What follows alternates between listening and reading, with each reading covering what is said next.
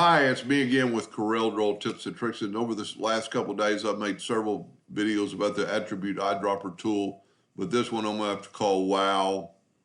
This would be a very beneficial tool if you're doing anything, but if you're engraving and you're trying to get a 3D effect, or at least a poor man's 3D effect. I've got an object here that's got a black outline, and I'm gonna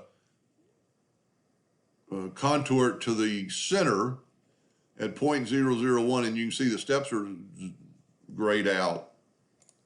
And I get that contour. Well, if I want to do that, all I have to do is go there.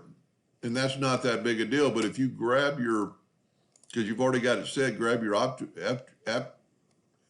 attributes, Docker, pick on contour, take a sample, and you can do them all without having to go over there and click apply. And where this would be very beneficial, you could do the same thing on spots if you wanted to go real fast and fill things in and not have to go over there and hit apply every time. I mean, it's not that big a deal, but if you had hundreds of little dots to fill in, and even little places like that might not fill in because it's not an object.